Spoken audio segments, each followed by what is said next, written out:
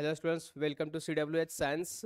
जैसे कि सर ने पिछले बार बताए थे, अभी बताए हैं सर कि क्या पैटर्न रहेगा।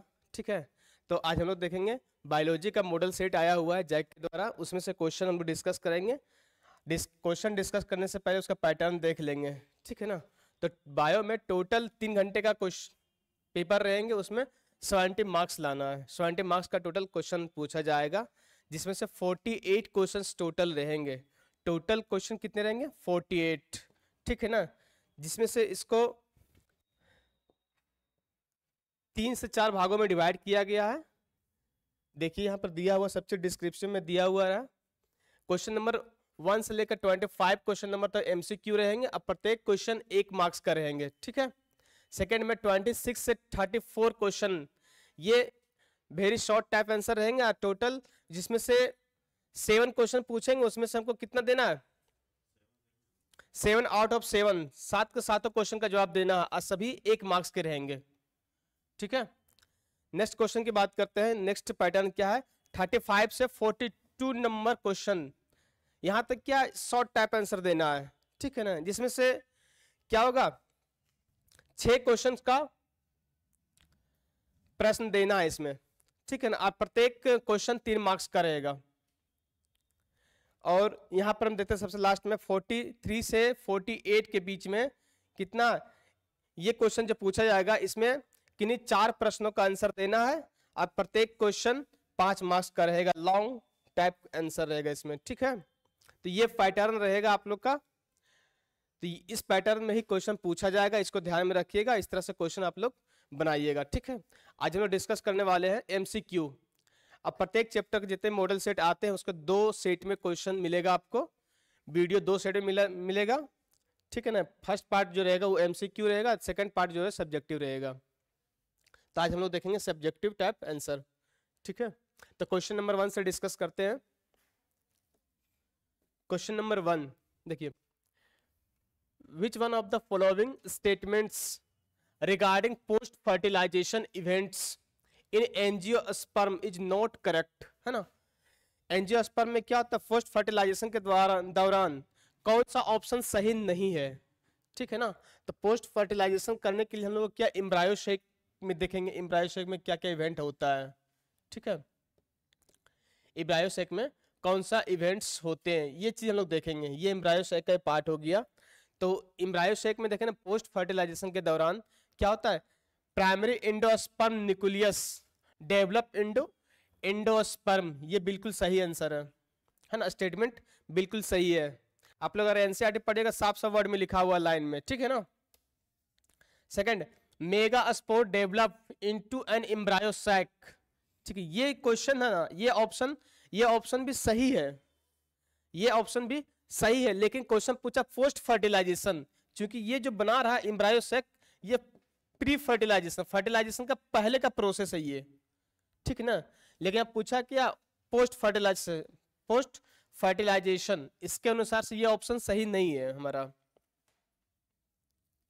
जायगोट डेवलप इनटू एम्ब्रायो, ये सही है ना। ओवरी डेवलप इनटू फ्रूट, ये भी सही है। तो स्टेटमेंट बी हमारा गलत ऑप्शन है।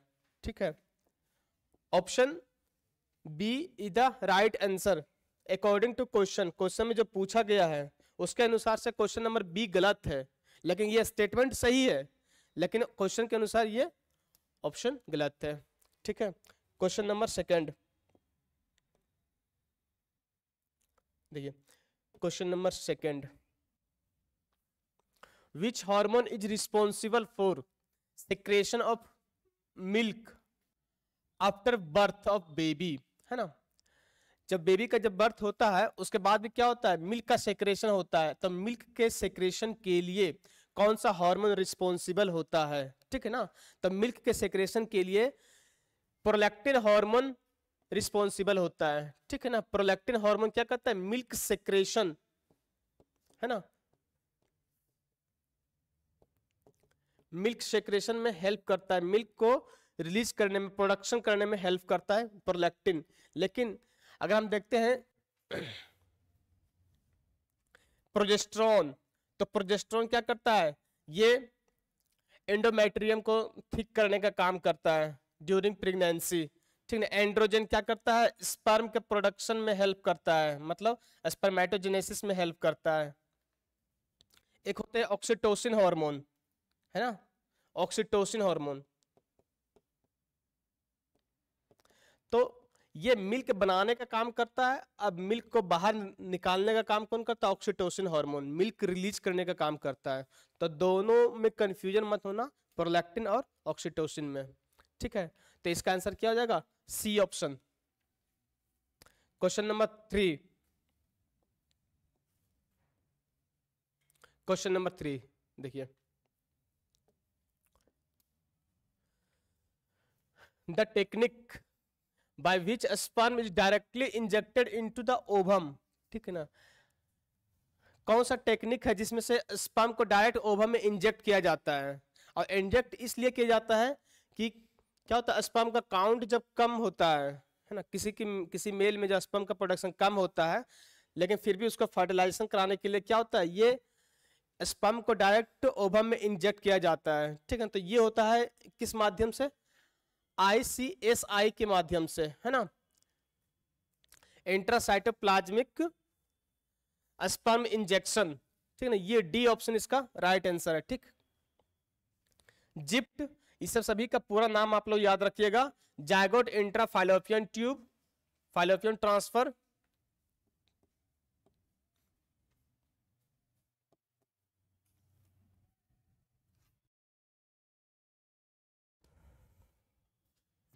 Zygote intra fallopian transfer. फिर यहां पे क्या होता है, ये gamete intra intra fallopian transfer, दूसरा जायगोट इंट्रा, है ना, जायगोट इंट्रा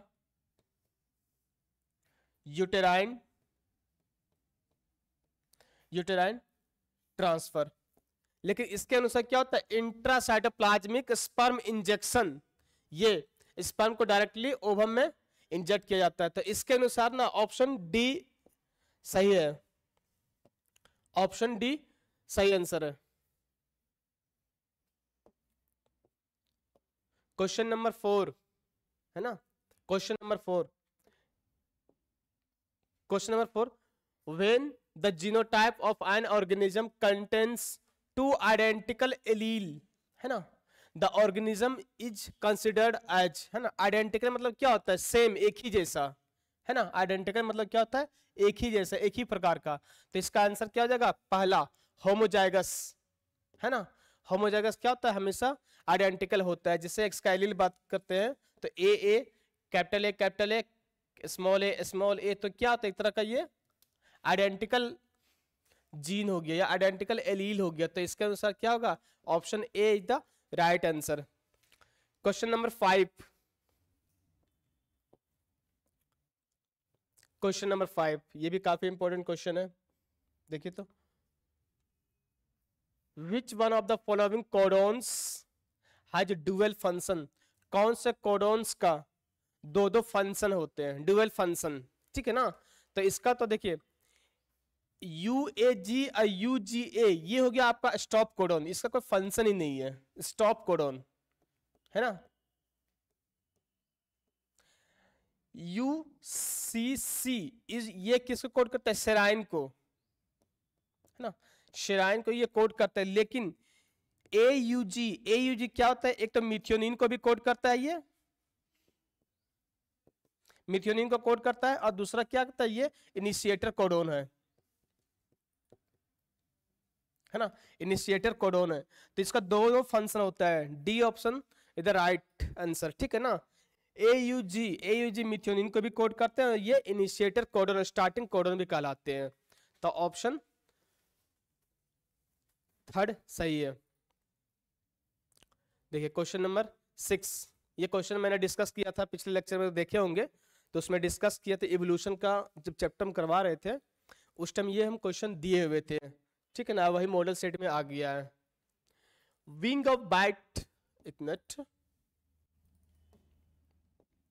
ना, wing wing of bat and wing of insect have similar function, है ना, are the example of function similar. इसका हम डेफिनेशन बताए थे इसमें होमोलोगस ऑर्गन और एनालोगस ऑर्गन्स में।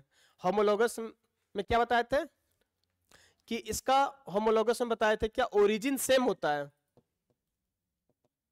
ओरिजिन सेम, लेकिन इसका फंक्शन डिफरेंट होता है, डिफरेंट होता है फंक्शन, है ना। इसको और क्या बोलते हैं homologous organ, divergent, divergent evolution बोलते थे, है ना। एनालोगस में क्या बताया था, इसको कन्वर्जेंट इवोल्यूशन बोलते हैं, कन्वर्जेंट इवोल्यूशन बोलते हैं। इसका डेफिनेशन क्या होता है इसका, इसका ओरिजिन डिफरेंट होता है,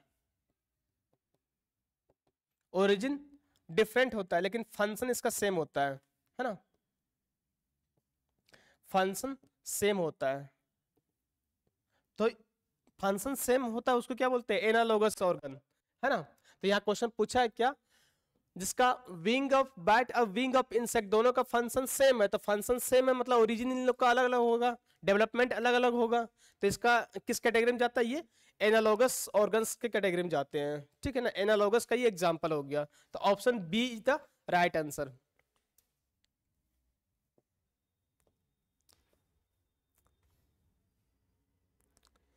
देखिए question number 7, a person having IAIB genotype would show the blood group AB, है ना।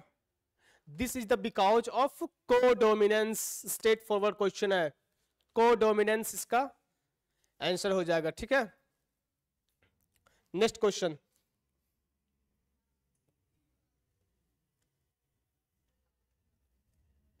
क्वेश्चन नंबर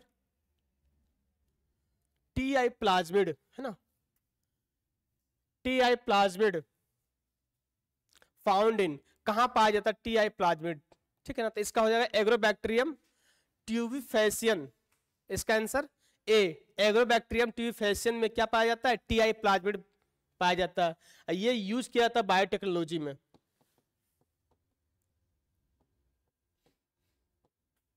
बायोटेक्नोलॉजी में इसका यूज होता है, ठीक है, इस प्लाज्मिड का, लेकिन ये पाया जाता है कहाँ, एग्रोबैक्टीरियम ट्यूबिफेसियंस में, ठीक है। तो option A is the right answer.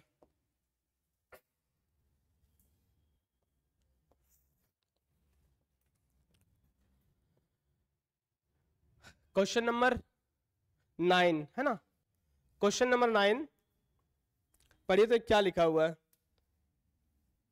Question number 9,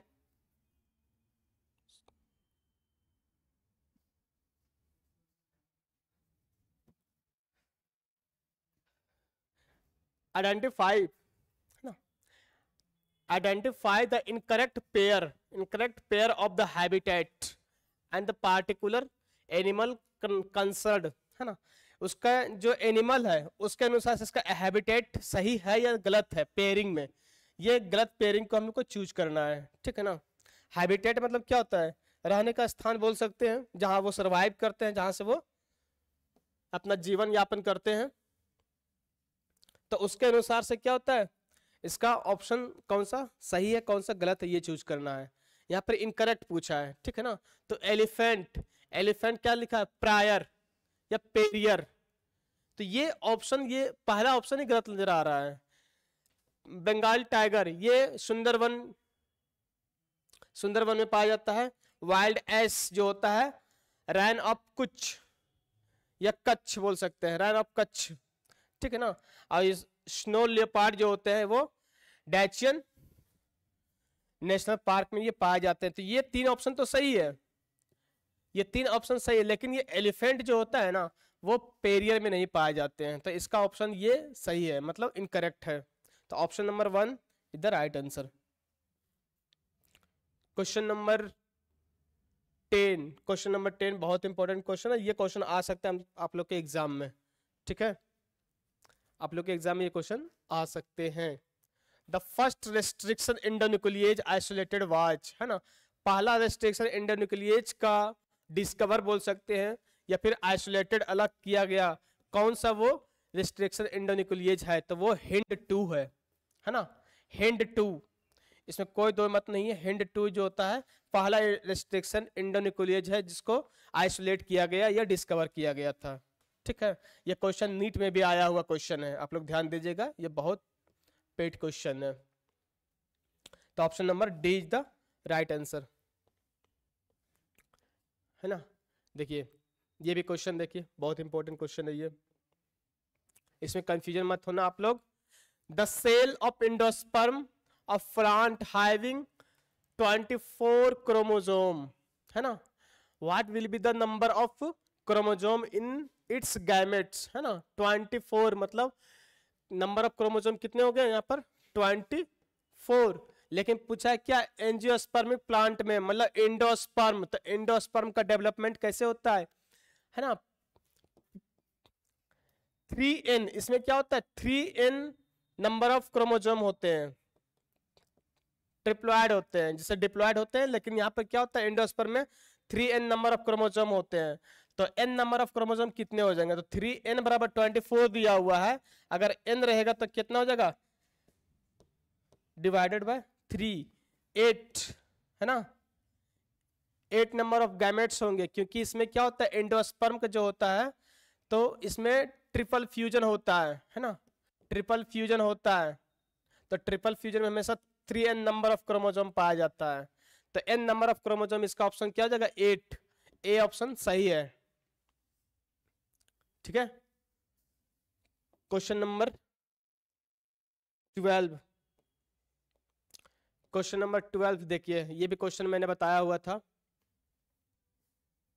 ये भी क्वेश्चन काफी इंपॉर्टेंट है। ठीक है, देखिए which of the following pairs contributes and increases in population, है ना, कौन से कंट्रीब्यूट्स जो है जो पॉपुलेशन को इंक्रीज करने का काम करता है, पॉपुलेशन को बढ़ाने का काम करता है, जनसंख्या को बढ़ाने का काम करता है। ठीक है, तो इसमें लिखा गया है नेटालिटी और इमिग्रेशन, है ना, मोर्टेलिटी और इमिग्रेशन, नेटालिटी और इमिग्रेशन, या मोर्टेलिटी और इमिग्रेशन। नेटालिटी का मतलब क्या होता है, इसका मतलब होता है जन्म दर या जन्म रेट बोल सकते हैं, बर्थ रेट, बर्थ रेट। ठीक है, मोर्टेलिटी का मतलब होता है डेथ रेट, मृत्यु दर।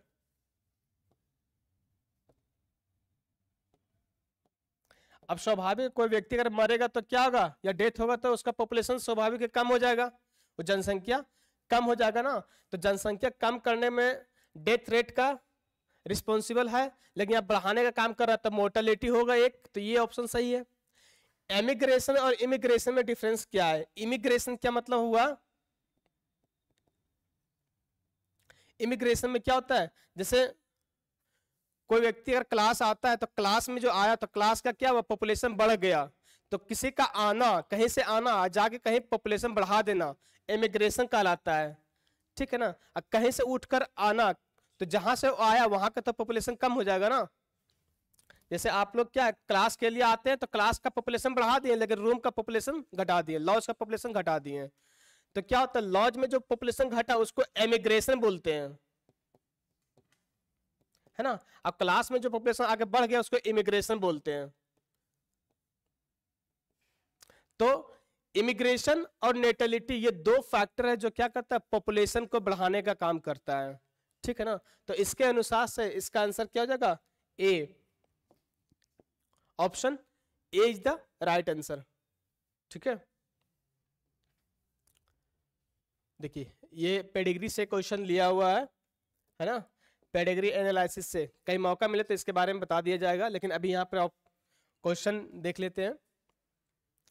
If a genetic disease is transferred from a phenotypically normal, है ना, phenotypically normal but carrier female to one some of the male progeny is disease is, कौन सा डिजीज जो होता है वो क्या होता है नॉर्मल, फिनोटाइपिकली क्या होता है नॉर्मल, देखने में सब नॉर्मल रहेगा लेकिन वो कैरियर जैसा बिहेव करेगा। ठीक है ना, तो इसका आंसर हो जाएगा डी, सेक्स लिंक रिसेसिव, है ना, सेक्स लिंक रिसेसिव का ये पैटर्न है या कॉन्सेप्ट है, ठीक है। क्वेश्चन नंबर 14 देखिए, क्वेश्चन नंबर 14 ये एंटीबॉडी से क्वेश्चन लिया हुआ है। The antibody which can cross the placental barrier, है ना, कौन सा एंटीबॉडी है जो प्लासेंटल बैरियर को क्रॉस करने का काम करता है। तो एंटीबॉडी 5 तरह का बताए थे, है ना, अगर याद करने का फॉर्मूला GAMED, गेम डी, इस तरह से नाम याद रख सकते हैं, जैसे IgA, IgG, IgE। तो ये जो नाम है ना, गेम डी रखो याद, नाम याद रखो, या फिर दिमाग DEMAG, इस तरह से आप लोग इसको 5 टाइप्स का एंटीबॉडी होते हैं जो याद रख सकते हैं, गेम डी या फिर दिमाग के नाम से, ठीक है ना। तो यहां पूछा है कौन सा एंटीबॉडी जो प्लासेंटा को क्रॉस कर सकता है। तो IgA, देखो IgA क्या होता है ना, मिल्क में ये पाया जाता है ना, तो ये होगा नहीं। IgE क्या काउज करता है, एलर्जिक रिएक्शन में हेल्प करता है,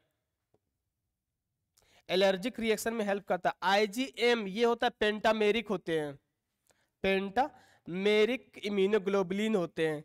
IgG ये क्या करता है, प्लासेंटल क्रॉस करते हैं, ये प्लासेंटल क्रॉस करते हैं, ठीक है ना।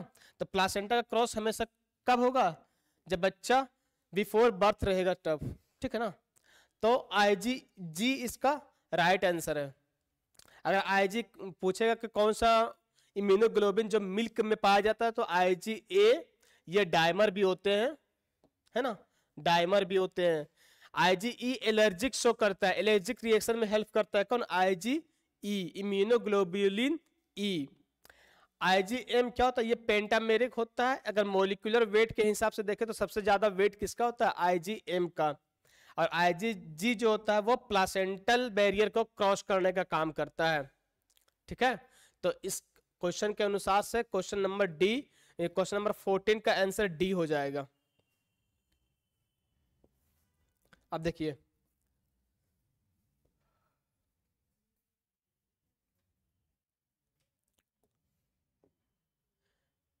एंजाइम टैग पॉलीमरेज, है ना, use in PCR has been isolated from bacteria. कौन से बैक्टीरिया से क्या होता है, टैग पॉलीमरेज को अलग किया जाता है, ये एंजाइम्स, और ये हेल्प करता है कहाँ, PCR में, मतलब पॉलीमरेज चेन रिएक्शन में हेल्प करता है। तो इसका हो जाएगा, इसका टैग पॉलीमरेज का काम क्या होता है, थर्मस एक्वेटिकस, है ना। थर्मस एक्वेटिकस क्या होता है, एक बैक्टीरिया का नाम है जहां से टैग पॉलीमरेज को रिलीज किया जाता है, जो PCR में हेल्पफुल होते हैं। इसका काम है टेम्परेचर को रेगुलेट करना, है ना, टेम्परेचर को रेगुलेट करना, थर्मस एक्वेटिकस टैग पॉलीमरेज, ठीक है। तो option B is the right answer. Question number 16, ये क्वेश्चन मैंने, देखिए, गोल्डन राइस, है ना, गोल्डन राइस में हमेशा विटामिन ए पाया जाता है, इतना जान लो, विटामिन ए पाया जाता है। अब आप लोग का आंसर मिल गया यहीं से, ठीक है ना। Develop through transgene approach is riched in, कौन, गोल्डन राइस में कौन सा विटामिन सबसे ज्यादा पाया जाता है, तो विटामिन ए सबसे ज्यादा पाया जाता है। तो यहाँ पे क्या लिखा हुआ, हाई विटामिन ए कंटेंट, है ना, गोल्डन राइस में हमेशा विटामिन ए कंटेंट सबसे ज्यादा रहता है। Option D is the right answer, है ना। क्वेश्चन नंबर 17, क्वेश्चन नंबर 17 में देखिए तो,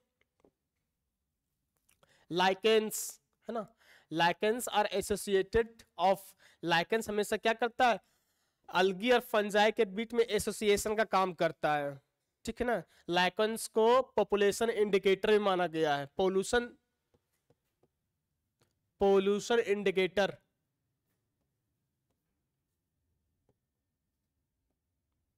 पोल्यूशन इंडिकेटर माना गया है लाइकेन को, ठीक है। ये क्या करता है, फंजाई और अलगी के बीच में, कवक और शैवाल के बीच में सहभागिता का काम करता है ना, सिम्बायोटिक एसोसिएशन में हेल्प करता है। तो इसका ऑप्शन क्या हो जाएगा, C is the right answer. Question number 18, ये एक क्वेश्चन है जहां से क्या होता है, इसका मॉडल सेट में इसका आंसर गलत दिया हुआ है। फिर देख लेते हैं, बना के ही देख लेते हैं हम लोग, ठीक है। If 20 joule of energy is trapped at producer level, है ना, then how much energy will be available to peacock as food in following chain, ठीक है। इसमें पूछा है प्रोड्यूसर, तो प्रोड्यूसर यहाँ प्लांट हो गया, इसका कितना 20 जूल इसका एनर्जी है, ठीक है ना। तो हमेशा जान लीजिए कि हमेशा 10% एनर्जी क्या होता है, यूज होता है। हमेशा 10% एनर्जी ही ट्रांसफर होते हैं from producer to higher level in case of food chain, ठीक है ना। जैसे प्लांट हो गया, उसके बाद क्या होगा, प्लांट, माइस, उसको स्नेक दिया हुआ है, देन पिकॉक, है ना।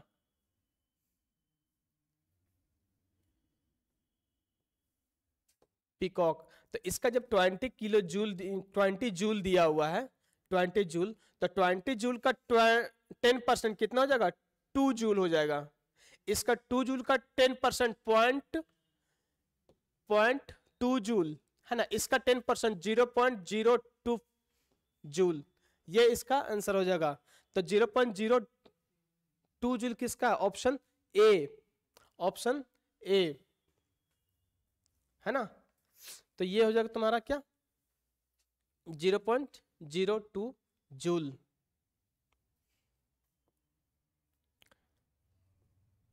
ठीक है। क्वेश्चन नंबर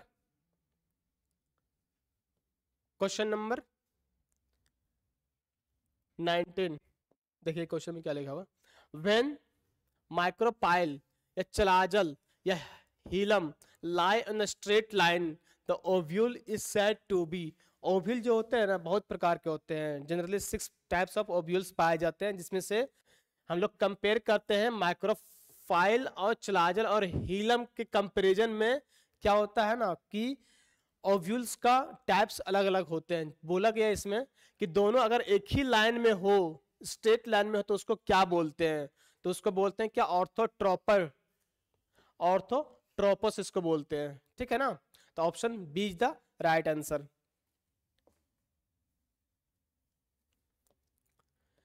ये तो जनरल चीज है, एड्स दिवस कब मनाया जाता है, ठीक है। एड्स दिवस हमेशा 1 दिसंबर को मनाया जाता है, option B is the right answer. Question number 21 में देखिए क्या पूछा है, a protozoan reproduce by binary fission, है ना। What will be the number of protozoans in its population after 6 generation, है ना। 6 जनरेशन के बाद में इसका पॉपुलेशन क्या होगा, बाइनरी फिजन होता है इसमें। तो बाइनरी फिजन को भी प्रोटोजोवा, इसका बाइनरी फिजन हमेशा क्या होता है, 2 भाग में डिवाइड कर जाएगा, ठीक है ना। तो 6 जनरेशन पूछा, तो 2 का पावर n, तो 2 का पावर 6 कितना हो जाएगा, 2 इंटू 2 इंटू 2 इंटू 2, है ना, टोटल 64। तो इसका आंसर क्या हो जाएगा, सी 64। 2 का पावर n निकालिए, n नंबर ऑफ जनरेशन हो जाएगा, 2 नंबर ऑफ ये प्रोड्यूस, जब बाइनरी फ्यूजन होता है तो नंबर ऑफ प्रोड्यूस पॉपुलेशन हो जाएगा, ठीक है ना।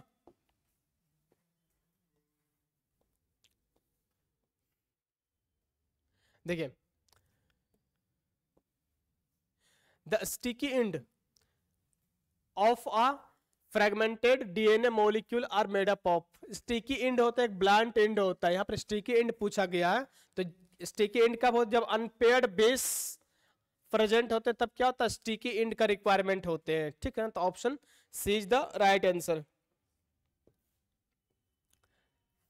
देखिए ये भी एक क्वेश्चन है,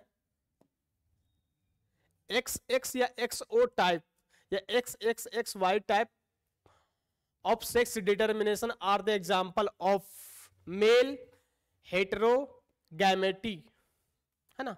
इसका एकदम सीधा सीधा आंसर है मेल हेटेरोगैमेटी। क्या होता है ये? एक्स ओ या एक्स एक्स एक्स वाई, है ना, ये इसका टाइप है। Option number see the right answer. देखिए ये the part of gynoecium, question number 24, the part of gynoecium that determine the compatible nature of pollen, है ना, तो पोलन का कंपेटेबल नेचर कहाँ होता है या फिर कहाँ पोलन ग्रेन जाके ये स्प्रिंग होते हैं, ठीक है ना। तो ये क्या होता है? ये स्टिग्मा के ऊपर में, है ना। अगर हम देखते हैं तो क्या होता है, ये स्टिग्मा हो गया, ये स्टाइल हो गया, ये ओवरी हो गया, ठीक है ना। तो स्टिग्मा के ऊपर में क्या होता है? ये पोलन ग्रेन आके स्प्रिंग होते हैं। तो stigma is the right answer. Option number D is the right answer, ठीक है। क्वेश्चन नंबर 25, क्वेश्चन नंबर 25, ये आपका एमसीक्यू का लास्ट क्वेश्चन है, ठीक है ना। ये मॉडल सेट बता रहे हैं आप लोग को, जो जैक के द्वारा रिलीज किया हुआ है। आप लोग को बहुत हेल्पफुल होने वाला है, ये बोर्ड में बहुत हेल्पफुल होने वाला है, ठीक है।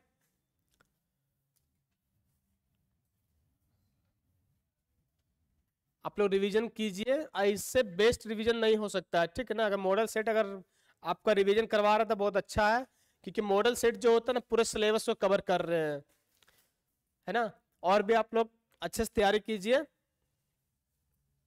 देखिए the basic unit of ecological hierarchy, है ना, इकोलॉजिकल हायरार्की का सबसे बेसिक यूनिट क्या है? तो सबसे बेसिक यूनिट क्या होता है? इंडिविजुअल। एक सिंगल पर्सन को इंडिविजुअल बोल सकते हैं। सिंगल पर्सन जो होता है, जब ढेर सारा पर्सन, ढेर सारा इंडिविजुअल मिलकर क्या बनाता है? पॉपुलेशन बना देता है। अब पॉपुलेशन डिफरेंट डिफरेंट टाइप का पॉपुलेशन मिलके कम्युनिटी बनाता है ना। और ढेर सारा कम्युनिटी मिलके क्या बनाता है? एक इकोसिस्टम बना देता है। तो इसका बेसिक यूनिट क्या होगा? इंडिविजुअल, है ना। Individual is the right answer, ठीक है। तो इसी तरह का वीडियो आपको नेक्स्ट लेक्चर में बताएंगे, शॉर्ट टाइप आंसर, ठीक है ना। सब्जेक्टिव क्वेश्चन बताया जाएगा और आप लोग रिवीजन कीजिए, टाइम नहीं है आप लोग के पास में। जैसे कि सर ने बताए थे कि कोई व्यक्ति अगर 11th में, कोई स्टूडेंट अगर 11th में और 12th में जा रहे हैं, तो उसको 12th में एडमिशन जब लेते हैं, यहाँ पर 12th में एडमिशन लेते हैं तो बहुत अच्छा है। तो उसके लिए क्या है कि 11th का जितना पोर्शन होता है सब फ्री ऑफ कॉस्ट दिया जाएगा। MCQ हो या फिर सब्जेक्टिव हो या टेस्ट हो, सब फ्री दिया जाएगा, बशर्ते उसको क्लास 12th में एडमिशन लेना है, ठीक है ना। तो इसके लिए फी रखे गए हैं सर 1000 फॉर इच सब्जेक्ट, है ना, इच सब्जेक्ट या इच पेपर। ज़्यादा हाई अमाउंट भी नहीं है, जिसमें से 12th का पूरा पोर्शन कवर कराया, पूरा सिलेबस कवर करवाया जाएगा। टेस्ट के साथ में MCQ क्वेश्चन कराया जाएगा, टेस्ट लिया जाएगा, ऑनलाइन सब चीज़। ऑफलाइन भी क्लासेस अवेलेबल हैं, जिसको जो इंटरेस्ट लगे आप लोग जल्द से जल्द इनरोल कीजिए, ठीक है। ठीक है, थैंक यू।